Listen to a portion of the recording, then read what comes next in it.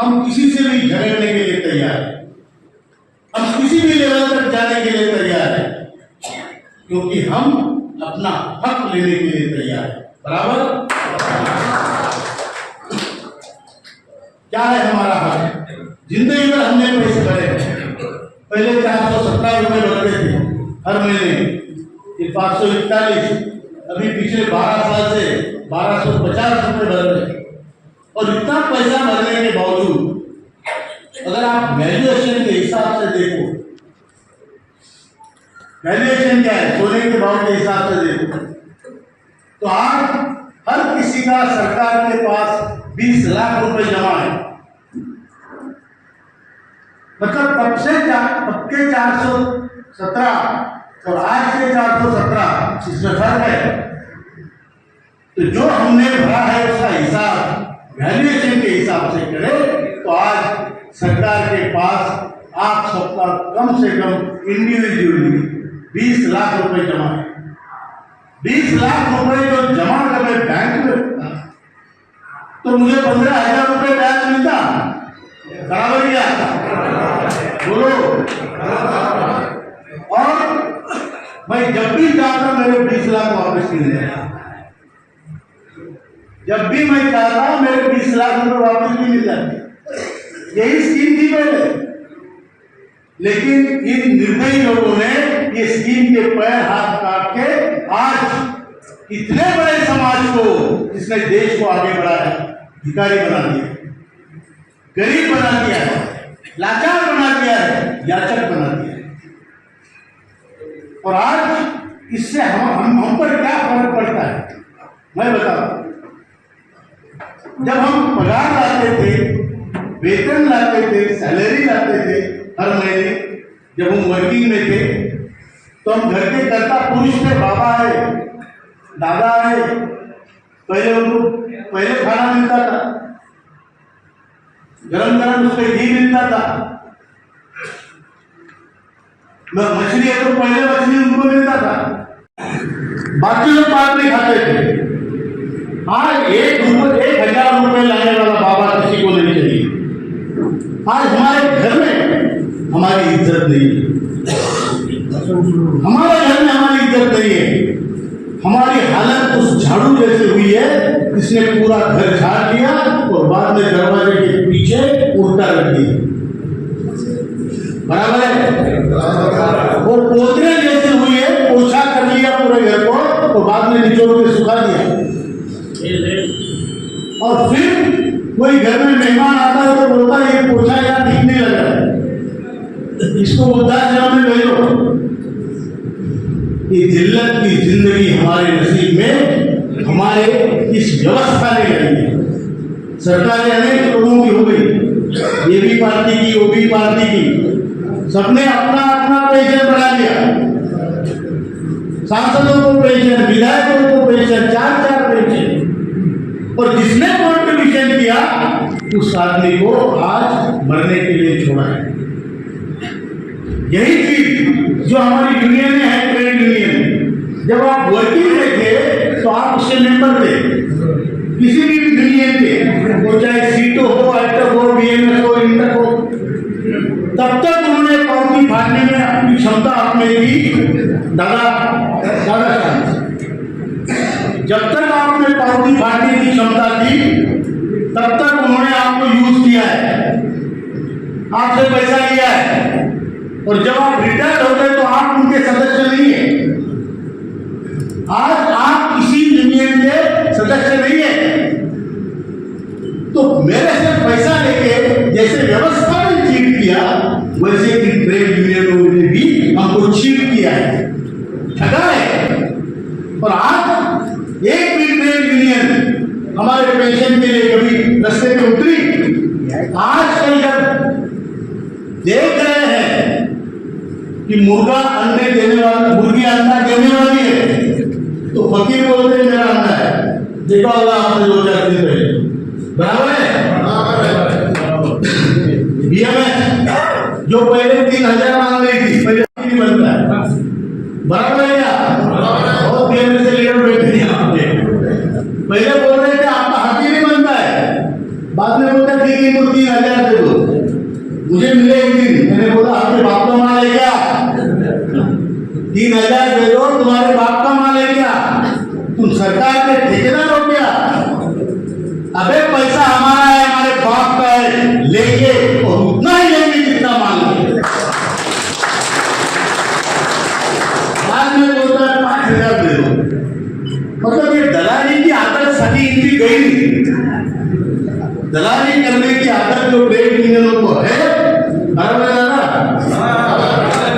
डरते हो क्या? डरने का नहीं है। हम जी रहे अपनी जिंदगी, किससे डरोगे? घर में बेटे से डरोगे? बाहर गली मोहल्ले में मुंह दिखाना है तो पैसे कितने राम राम कर देंगे, लायक पैसे नहीं, उनसे डरोगे? किसकी से डरोगे? अब डरना सिर्फ एक से है, भगवान से, बाकी किसी से डरना नहीं है। अब करके गुजरना है, करना है, बराबर है क्या? तो फिर बोले 5000 दे दो। हमने बोले 5000 के लिए हम देश में आंदोलन करेंगे। गिन के 12 जगह पे आंदोलन हुआ बीएस का, लास्ट टाइम की बात। और हर 12 आंदोलन में कहीं 10 कहीं 12 लोग थे, वो भी मुंह छुपा के जा रहे थे। उनको मालूम है 7,500 वालों ने देखा तो जूते मारेंगे।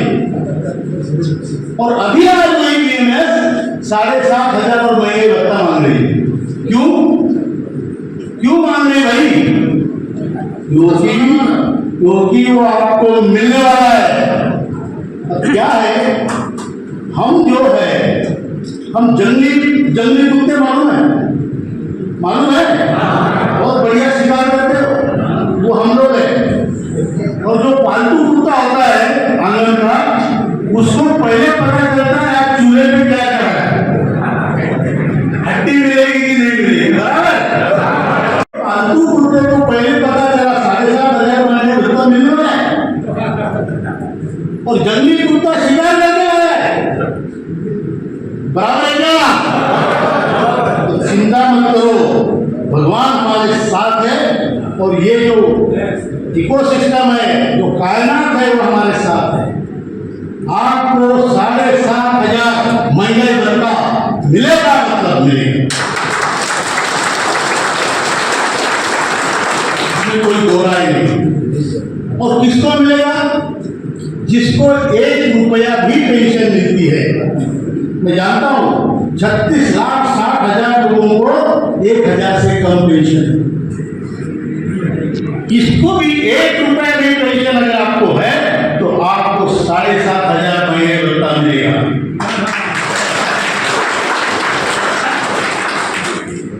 और जो आपको मेडिकल फैसिलिटी मिलने वाली, हमारी मंत्री जी से बात हुई, हमने कहा हमें आरोग्य सुविधा चाहिए, तो बोले आयुष्मान भारत में आपको जोड़ देंगे। हमने बोला आयुष्मान भारत 70 साल की उम्र के बाद में है सर, हम कामगार है, हमारा जूस को 58 तो पूरा निकाल लेते हैं, बराबर है? हमें पति पत्नी को मुफ्त फ्री मेडिकल सुविधा 58 साल से चाहिए। 58 साल से रिटायर होने के बाद 12 साल आपको स्टेट गवर्नमेंट की मेडिकल सुविधा मिलेगी, ऐसा मंत्री ने कहा है। और उसके बाद 70 साल बाद आयुष्मान भारत भी मिलेगी। तो स्टेट इंश्योरेंस हेल्थ स्कीम है, उसमें आपको 12 साल और उसके बाद 70 के बाद सेंट्रल गवर्नमेंट की आयुष्मान भारत योजना मिलेगी, ऐसा तत्वतः प्रिंसिपली उन्होंने मान्य किया है। रही बात हायर एजुकेशन की, तो मैं तपनदार साहब को भी और जो भी हायर एजुकेशन में इंटरेस्टेड है उनको बताना चाहता हूँ, नेशनल एजुकेशन कमेटी पूरे जो ईपीएफ सर्टिफिकेट पेंशनर है उनके साथ है। इसमें कोई भेदभाव नहीं है। कोई कोर्ट में जा रहा है, बेशक जाओ, किसी को हायर एजुकेशन को लड़ना है लड़ो, और आपको ग्राउंड सपोर्ट और डिस्कशन का जो भी चर्चा होगी उसमें जो भी सपोर्ट चाहिए वो एनएसी का मिलेगा। हायर पेंशन वालों के 3 मुद्दे हैं जो मुझे समझ में आए।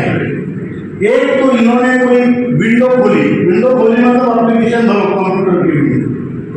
कुछ लोगों ने जिनको पता चला उन्होंने भरी, कुछ लोग एप्लीकेशन नहीं कर पाए, हमने दोबारा विंडो खुलवाई। तो कुछ लोगों ने भरी, फिर कुछ लोग रहे। हमने अभी सरकार को कहा है तीसरी बार वाइडली पब्लिसिटी करने के बाद विंडो खोलने का, और जो लोग उसमें एप्लीकेशन करना चाहते हैं उनको करने देने का। दूसरी बात हमने ये भी कहा है कि रिजेक्शन रेट बहुत ज्यादा है, इसको पूरे सिस्टम में इसको फिर से रीवैल्यूएट किया जाए और ज्यादा से ज्यादा एप्लीकेशन उसमें पास कैसे होते हैं वो देखा जाए। ये दोनों चीजें, और तीसरी बात ये सब चीजें टाइम लिमिट के अंदर हो, ये तीनों बातें हमने उनसे कही है और उन्होंने इस पर प्रॉमिस किया है कि वो इस पर कार्रवाई करेंगे। अपना काम कर लिया, इनका कर लिया, इसको तोड़ दिया, हम किसी को तोड़ने के पक्ष में बिल्कुल नहीं है। ये हमारा नहीं। ये जो भेदभाव और पॉलिसी आज तक भारत में चली है, ये पॉलिटिशियनों ने चलाई है, यूनियनों ने चलाई। यूनियन आपका मानते, यूनियन आपकी है। हर यूनियन किसी न किसी पॉलिटिकल पार्टी की है, बराबर है, बराबर है। तो ये आपकी तो हो गई, वो पॉलिटिकल पार्टी का एजेंडा लेके आप में आते हैं। नेशनल एजुकेशन कमेटी मंडल वाला एक ऐसी कमेटी है जो ना जात जानती है, ना धर्म जानती है, ना पॉलिटिकल आपका लिनेज जानती है, ना आपका स्टेट का बाउंड्री जानती है। हम इतना जानते हैं कि आप नेशनल एजुकेशन कमेटी में है, हम सब एक हैं। हम किसी के भी लिए इतनी ही ताकत से देंगे और ये मेरा वो तेरा, इसको ले लो, उसकी इसमें जाओ, उसके कितना जाओ, ये मैच्योरिटी नहीं है। मैच्योरिटी लीडर में होनी चाहिए, जो सर्वसमावेशकता उसमें होनी चाहिए, और तभी आप लीडर बन सकते हैं, नहीं तो आप नहीं बन सकते। घर में भी एक बेटे से प्यार करो तो दूसरे बेटे से प्यार करो, मुश्किल हो जाता है। तो कहने का मतलब है, अभी हम लोगों ने ऐलान किया है 9, 10 और 11 मार्च को दिल्ली में जंतर मंतर में आंदोलन होगा, और ये हमारी आखिरी आर पार की लड़ाई होगी। करो या मरो होगा, डू और डाई होगा, लेकिन इस बार पेंशन लेके आएंगे।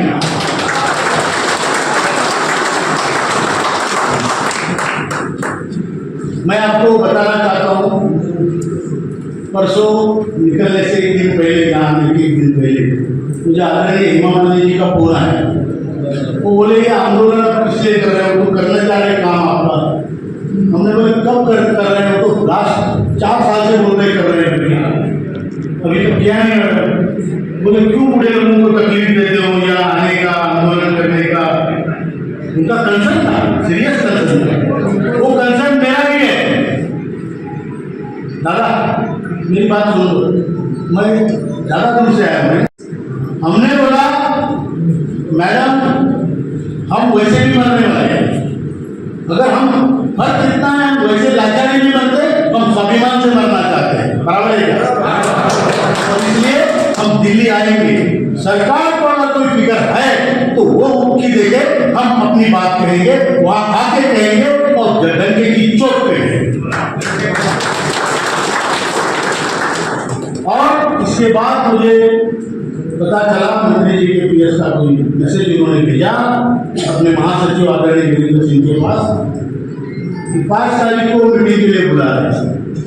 वो मीटिंग के लिए बुलाए ना बुलाए, दे ना दे, दिल्ली का आंदोलन होगा, मतलब होगा।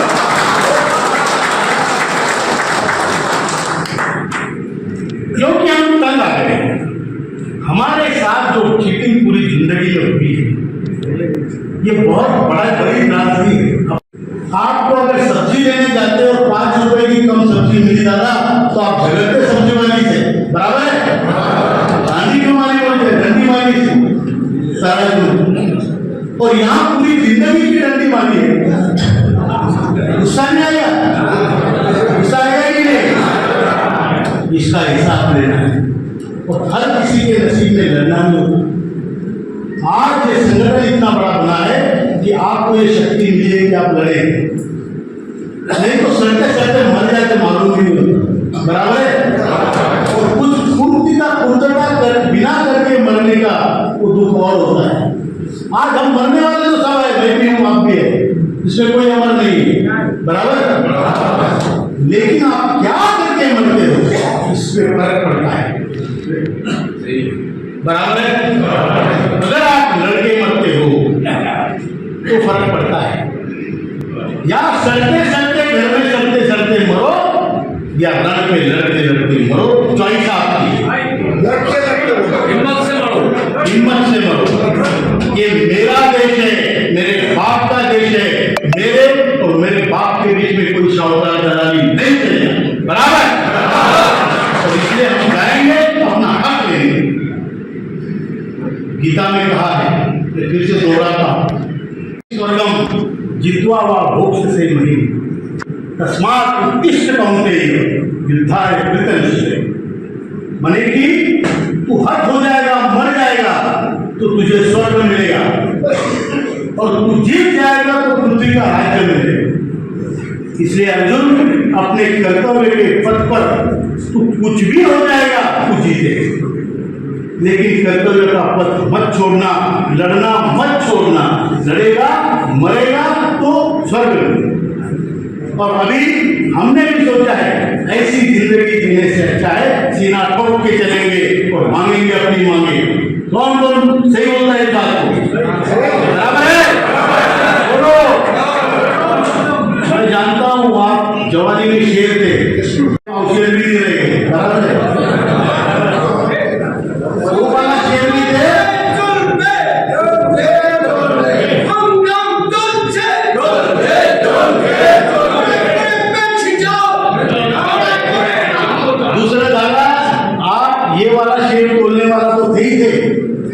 आप वो वाला शेर भी थे जो दुर्गा माँ के पास है।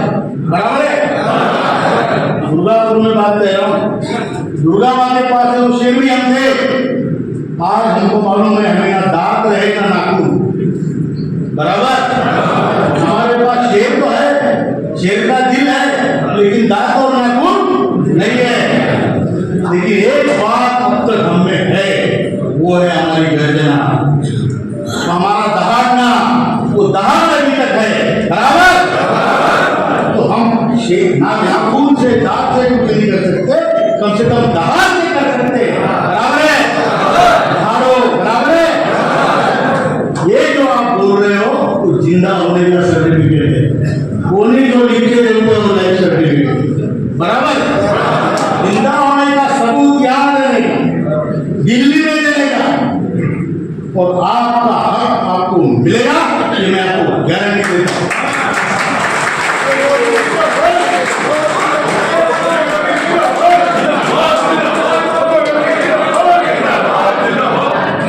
मैं आपको बताता हूँ ये लड़ाई रुकेगी। आपको आपका हक मिलने के बाद जो लोगों को ईपीएफ में शामिल नहीं किया उनको 5,000 रुपए मिलने का जिसने कॉन्ट्रीब्यूशन नहीं किया, वो भी हमारी मांग है। हम एक होके रहेंगे। अब तक हमको इतना उल्लू बनाया, कोई जात के नाम पे, कोई धर्म के नाम पे। बराबर? हमें और ये जो एनएसी संगठन है, नेशनल एजुकेशन कमेटी, राष्ट्रीय संघर्ष समिति, ये ना जात पे बनी है ना धर्म पे बनी है, ये कर्म पे बनी है। जो कामगार है वो कर्म का उसका रिश्ता है। बराबर है? बोलो। हम कर्म का रिश्ता लेके चल रहे हैं और ये रिश्ता सबसे तगड़ा रिश्ता है। कामगार मैं भी था, कामगार आप भी थे, चाहे आप इस फैक्ट्री में हो चाहे आप उस फैक्ट्री में हो, लेकिन हम दोनों लगते हैं एक दूसरे के सही। तो हम मिलकर लड़ेंगे अपनी लड़ाई। इतना ही कहता हूँ। अपने ऑर्गेनाइज की मैं जानता हूँ आपकी फाइनेंस की स्थिति बहुत खराब है, बहुत ही खराब है। मतलब मैं आपके कोषाध्यक्ष को मिला तो उनके चेहरे पे कोई रौनक थी नहीं। हमारे भी कोषाध्यक्ष है, ये बिना कोष के अध्यक्ष है, वो भी बिना कोष के अध्यक्ष है। गरीबों का संगठन वो ऐसे ही चलता है, लेकिन ये यकीन रखिए वो कभी कम पड़ने नहीं देगा, कभी कम पड़ने नहीं देगा। अभी पीयूष दा इतने परेशान थे सर, हमारे पास 11,000 12,000 जमा हुए, हम 6,000 में कार्यक्रम करेंगे, 6,000 आपको देंगे। मैंने बोला भैया मेरे को मत दो, वो भी वही यूज करो, वो भी वही यूज करो।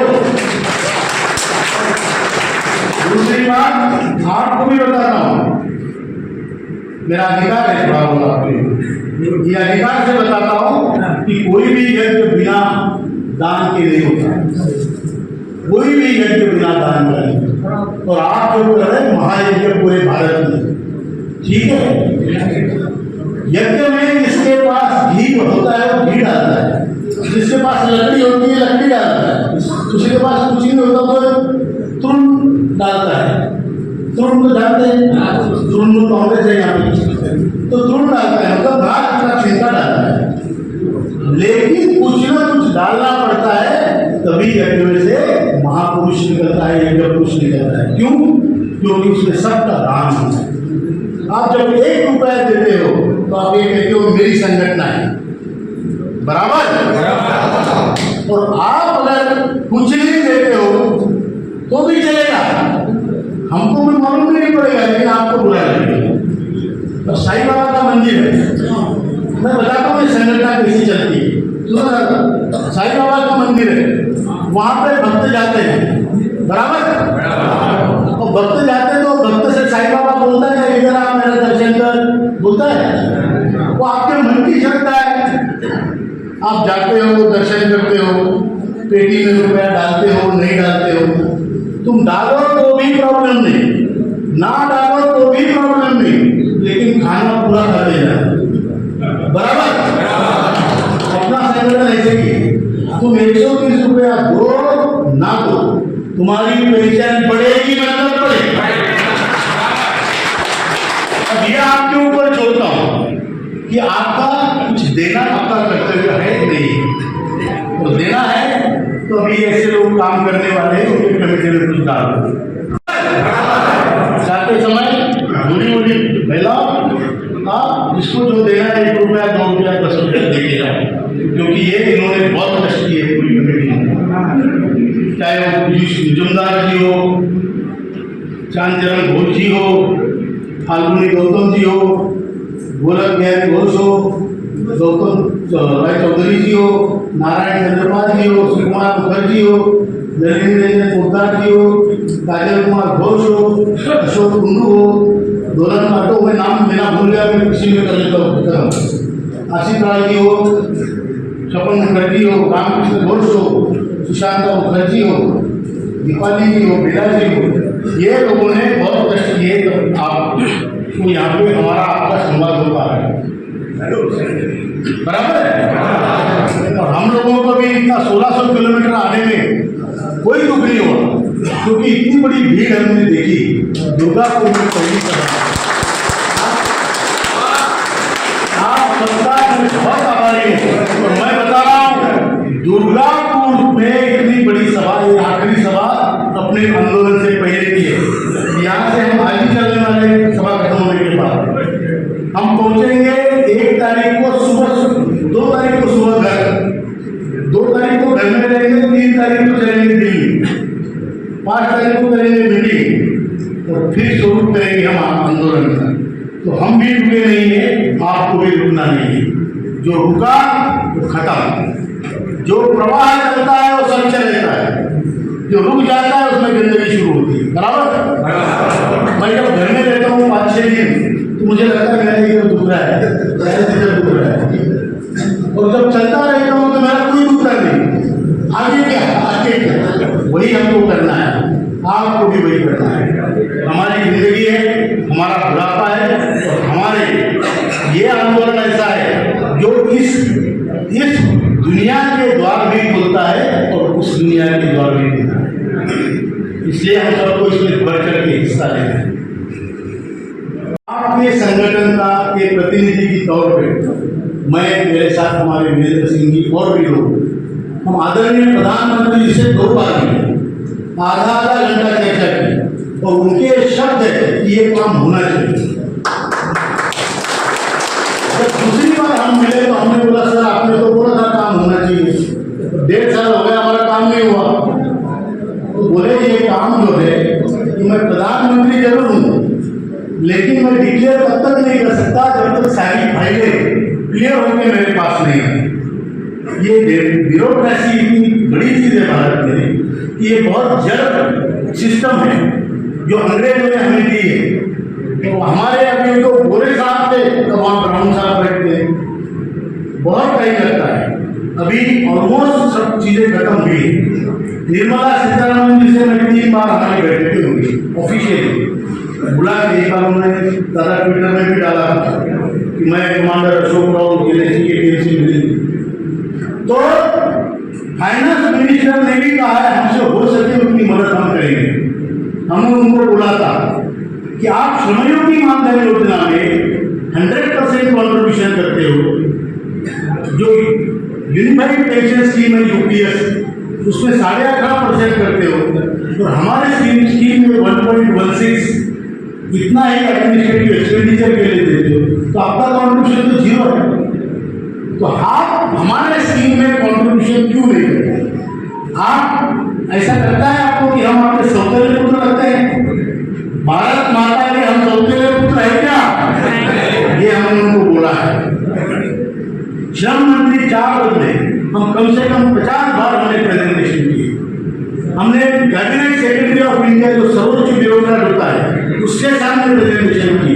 फाइनेंस सेक्रेटरी, एक्सपेंडिचर सेक्रेटरी ने अभी भी बुलाया था दूसरी बार, एक्सपेंडिचर सेक्रेटरी, लेबर सेक्रेटरी, ऐसी कोई पायदान नहीं है जिसने हमने प्रेजेंटेशन किए नहीं और जिन्होंने ये काम करने में मदद करने का आश्वासन नहीं दिया। आप अभी देखिए घोड़ा मैदान सामने है, आपका काम जल्दी होने वाला है और यह आखिरी आंदोलन है। हम सब इसका मतलब आपको ये मालूम नहीं आपके साथ वाले कुर्सी पे बैठने वाला आदमी किस डिपार्टमेंट का है, किस जाति का है, किस धर्म का है, मालूम है क्या? फिर भी हम एक साथ बैठे। हमारा क्वालिफिकेशन 2 ही है, एक तो हम भारतीय है और हम यूपीएस पेंशनधारक है, बराबर। ये 2 क्वालिफिकेशन में हम एक दूसरे के साथ हैं, इसलिए हम सब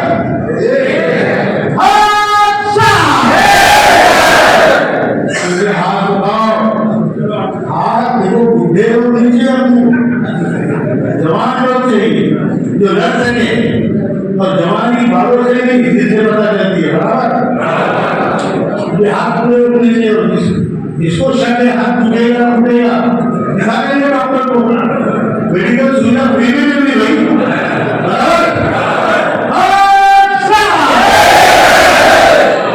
दूसरा नाम है देश का भारत, क्योंकि हमारा भारत देश दुनिया में और दुनिया में श्रेष्ठ, और उस भारत देश के हम ज्येष्ठ और श्रेष्ठ नागरिक, इसका हमें अभिमान है। और हमारे देश में जहाँ मातृउद्योग हो, पितृउद्योग हो, भूउद्योग हो, संस्कृति, उस देश में अगर हमें हमारे मुक्त होने के बाद घर में गली में सम्मान नहीं है तो ये बड़ी दुख की बात है। तो इसलिए हम लोग लड़ रहे हैं, हमारे मातृउद्योग हो, पितृउद्योग हो आदर करते हुए हमें नारा देंगे, देश का भारत